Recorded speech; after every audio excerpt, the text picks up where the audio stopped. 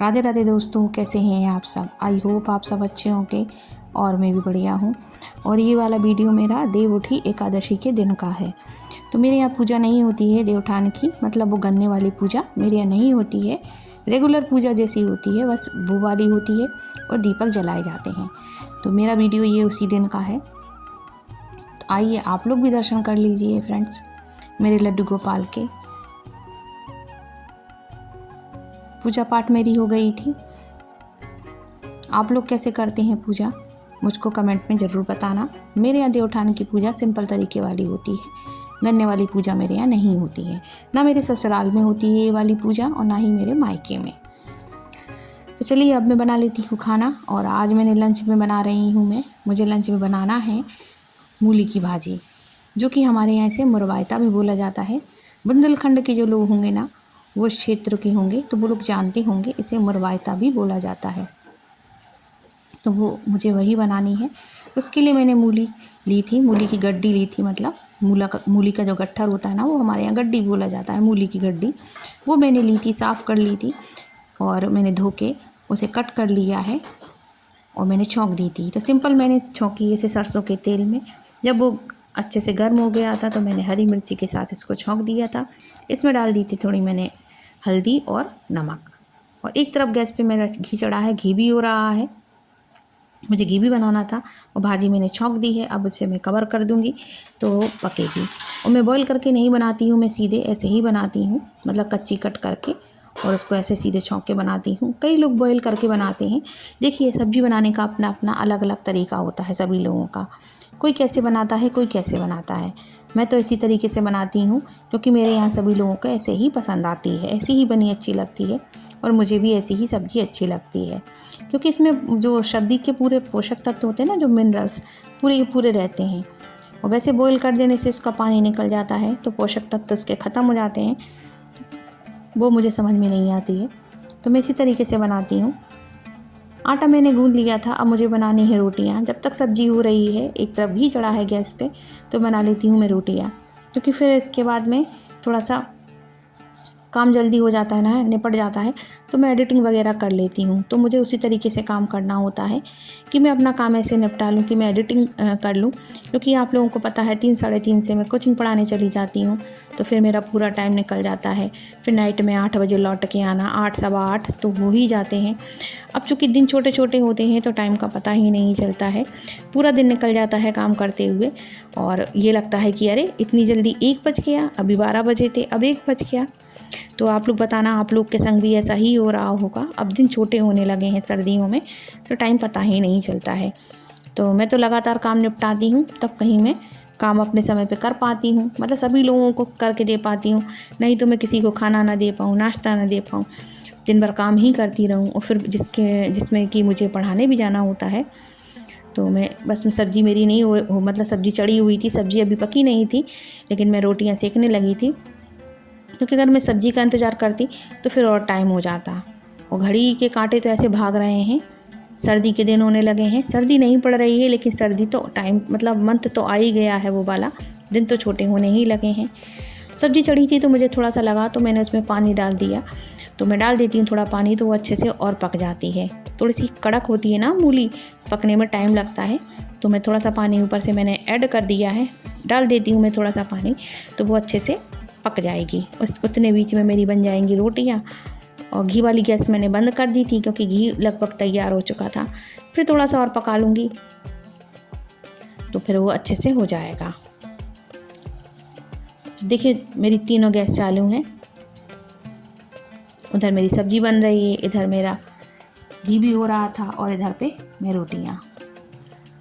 तीनों काम मैं इकट्ठे कर रही थी और हिमांशी नहला रही थी लड्डू गोपाल को। तो ऐसे ही काम करने से काम जल्दी निपट पाते हैं। रोटियाँ मेरी बन चुकी थी और देखिए मैं सब्ज़ी को घोट रही हूँ। तो मैं इसी तरीके से बनाती हूँ। मैंने उसको पहले छौंक दिया था, अब मैं इसकी घुटाई करूँगी ऐसे ही चम्मच से दबा दबा के, झरिए से दबा दबा के। उससे वो अच्छे से, मतलब उसका जो जितना पानी होता है ना, एक्स्ट्रा वाटर, वो अच्छे से निकल जाएगा। लेकिन मैं ज़्यादा भूनती नहीं हूँ, मतलब ज़्यादा उसको ऐसा कलहारती नहीं हूँ कि उसको ज़्यादा वो करूँ तो वो तेल तेल हो जाए। तो मेरे यहाँ ऐसे ही खाना पसंद करते हैं, थोड़ी सी कच्ची सी, मतलब पूरी तरीके से उसको ऐसा नहीं कर देती हूँ कि बिल्कुल तल देना।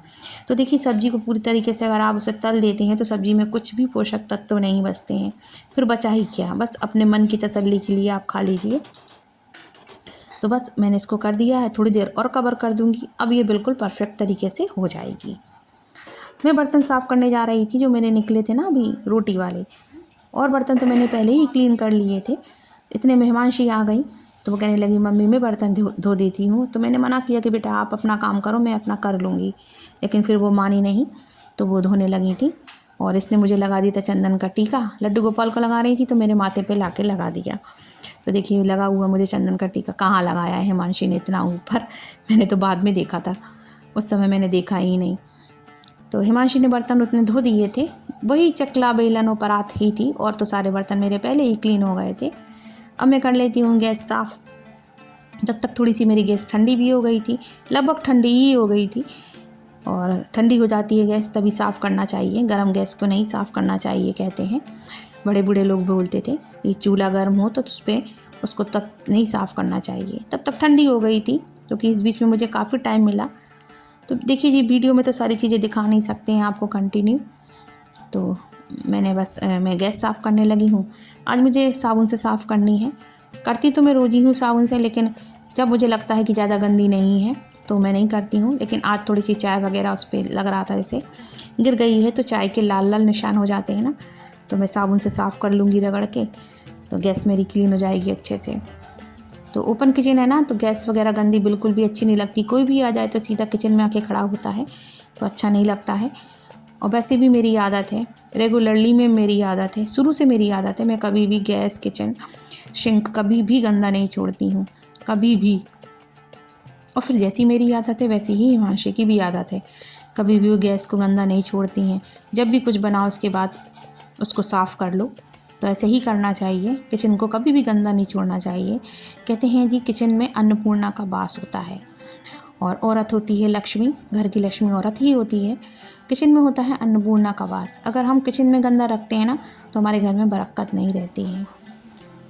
तो देखिए अब ये सब्ज़ी मेरी कंप्लीट बिल्कुल बन के तैयार हो चुकी है। मैंने इसको थोड़ा सा घोंट दिया था, और मैंने लाल मिर्च, ज़रा सी लाल मिर्च डाली थी, थोड़ी सी।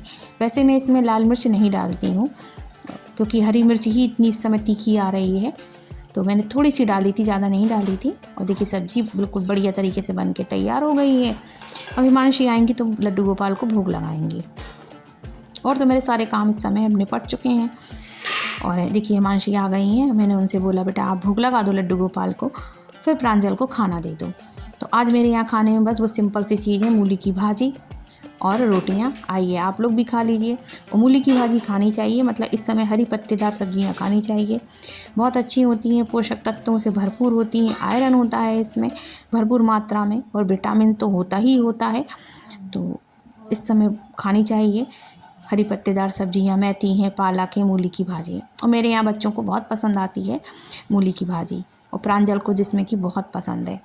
तो यहाँ पर मुरवायता बोला जाता है बुंदेलखंड में, आप लोग क्या बोलते हैं मुझे बताना, लेकिन आप लोग की सुविधा के लिए मैंने इसे मूली की भाजी बोला, लेकिन हमारे यहाँ तो मुरवायता ही बोला जाता है। अब देखिए लग गई है थाली प्रांजल की, लड्डू गोपाल को भोग लग गया था, अब प्रांजल खाएंगे। तो आई होप गाइज आज का वीडियो आपको पसंद आया होगा। अगर आप नए हो तो सब्सक्राइब कर लेना, पुराने हो तो लाइक शेयर कमेंट जरूर करना। मेरे वीडियो का ज़रा सा भी पसंद आता है। मिलती हूँ नेक्स्ट वीडियो में, तब तक के लिए राधे राधे। और आज का वीडियो छोटा था और कुछ ज़्यादा कुछ बन ही नहीं पाया। चलिए अब मिलती हूँ आप लोगों से नेक्स्ट वीडियो में, तब तक के लिए राधे राधे। ये है चटोरा प्रांजल।